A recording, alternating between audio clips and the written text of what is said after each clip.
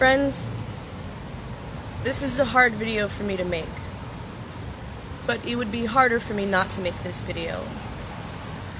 So this video is about Kashmir. Many of you know that I've traveled all around the world. In the past 5 years, I've been to India, I've been to Thailand, I've been to Indonesia, and along my travels, I got to visit a very magical place called Kashmir in the northern tip of India. This is a very complex and disputed situation with this land, and the Kashmiri people have suffered. And especially in the most recent news, as of today, there's been a curfew imposed for a week. The Indian soldiers are occupying the Kashmiri towns, villages, and cities, and they're not letting people leave their houses, not even for milk or food or to tend to their sick family. Many people are being injured and are dying right now in Kashmir. I am hardly one to speak of the complexities of this situation, but if there's one thing I should say is that I do not support Pakistan, I do not support India, I support the sovereignty of the Kashmiri people, just as I support the sovereignty of every living soul on this planet. So, I stand in support of the Kashmiri people, and I ask my friends to say a prayer for the people in Kashmir who are suffering. They're suffering a grave injustice. We may be divided by religion, by the color of our skin, by the language that we speak, or the political ideas that we hold, and yet what binds us is our humanity and our desire to have our children grow healthy, strong, in peace.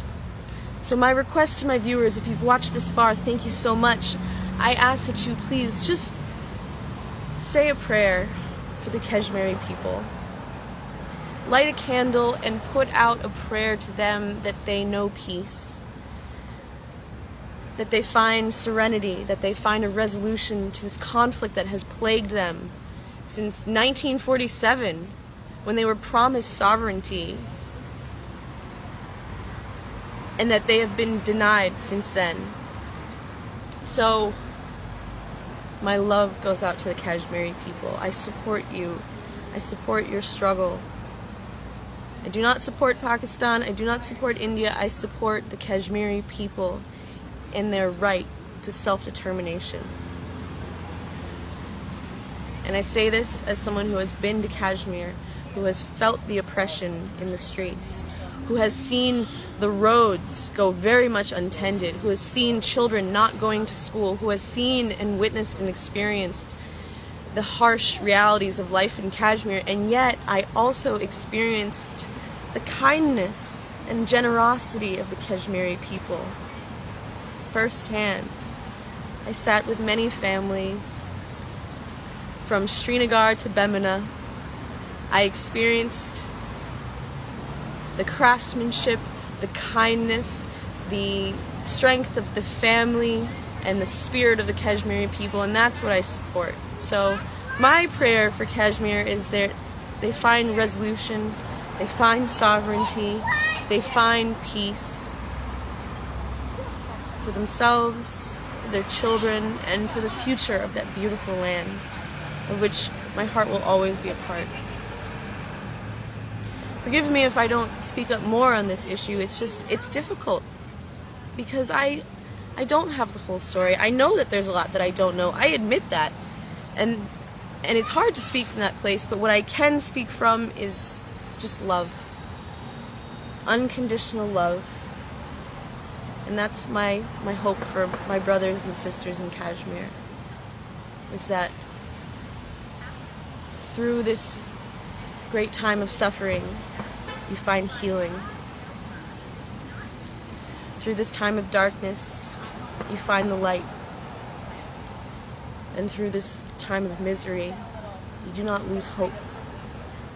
that peace can return to your beautiful land, and forgiveness and healing is possible for those who believe.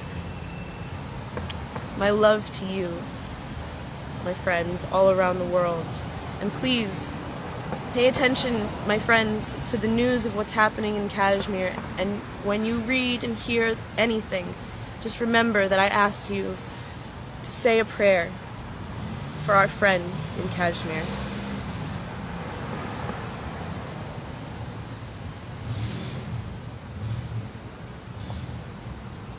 A doctor's mission should be not just to